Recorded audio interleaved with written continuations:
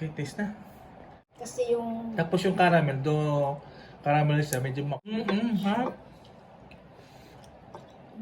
First thing first, caramelize muna natin yung ating sugar. We use 1 cup of sugar for this.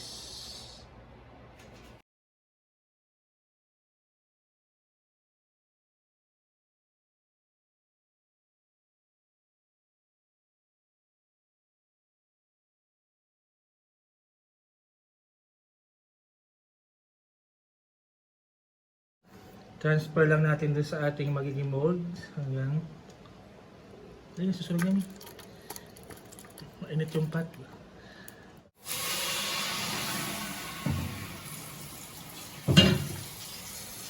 So habang pinatitigis natin yung ating caramel sa ating mixture, we need 3 eggs.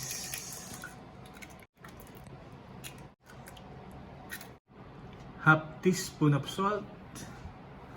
1 teaspoon of vanilla extract. I-beat lang natin yung ating egg at saka yung salt and vanilla extract. And then pag na-beaten na siya, then we're gonna add 2 cups of glutinous flour. Ooh, may shower ng 1 can of evaporated milk. 1 can of condensed milk.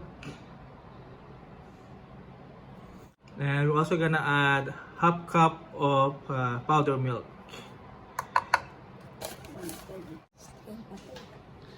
And then we're gonna give it a good mix hanggang sa ma-dissolve yung lahat ng ating dry ingredients. Mix, mix, mix, mix.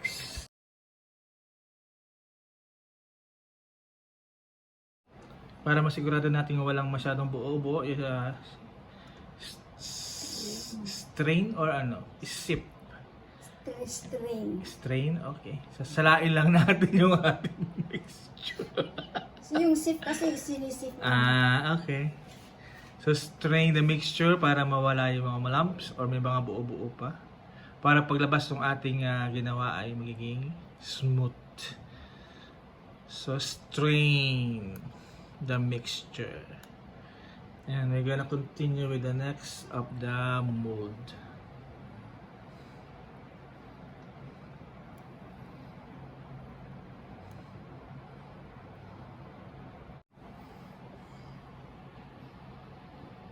Dapat pala ito.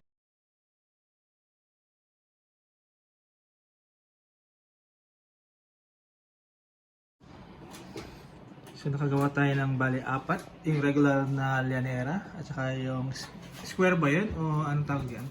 Rectangle na maliit na pan, foil pan. And then steam muna natin to, and then balutan muna natin ng cover muna natin ng foil bago natin steam.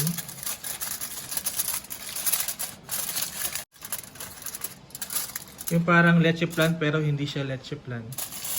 Yun yung title natin. Leche plan na hindi leche plan. So, basically parang mixture ng leche plan yung ginamit natin pero nilagyan natin ng glutinous flour, no?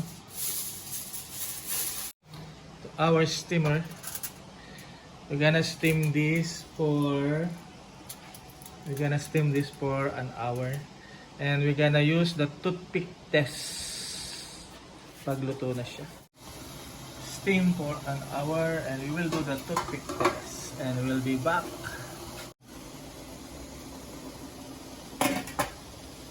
Balik tayo after an hour. So nagset tayo ng timer muna for 45 minutes and we're gonna do the toothpick test. Okay, let's do the toothpick test. When it comes out clean, sabihin luto na siya. Comes out clean? Clean. So we just need a little bit more. So we're gonna complete the an hour, no? No. Maybe 5 minutes more. 5 minutes more, and then we're gonna go back again, and then turn up the heat ng ating niluluto.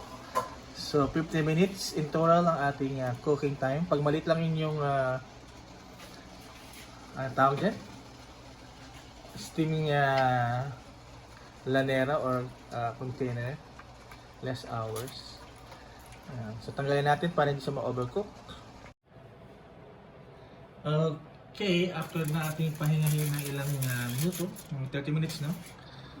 We're gonna see yung ating ginawa. Ayan na siya. Anong? Ayan. Okay. Para hindi tumapon yung sauce. 1, 2, 3. Para siyang leche plan, ha? Ayaw. Hindi siya leche plan, no?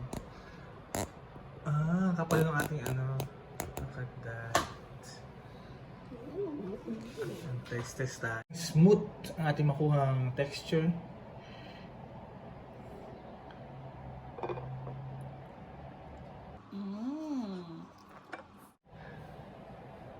Ayan. And taste test. Ayan siya. Okay, taste na. Ingat lang guys, mainit.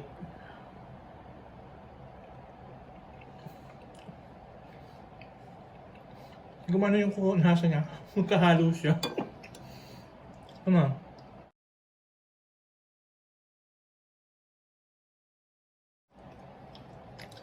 Parang sapin-sapin na may pagka-leche plan.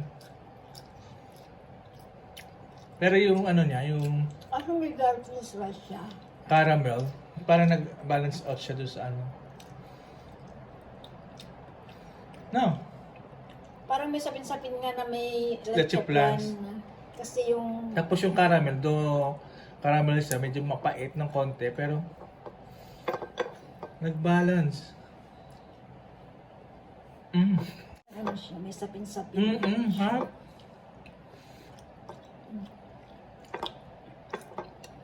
Maubusan natin. Ano, sapin-sapin. Sarap, no? Mm. Pwede ito, ha? Guys, maubusan namin, no? Ang sarap, eh. Hindi siya masyadong matamis kasi nakukuha ng pait, no? Hindi naman mapait pero balance lang siya. Welcome na lang tayo.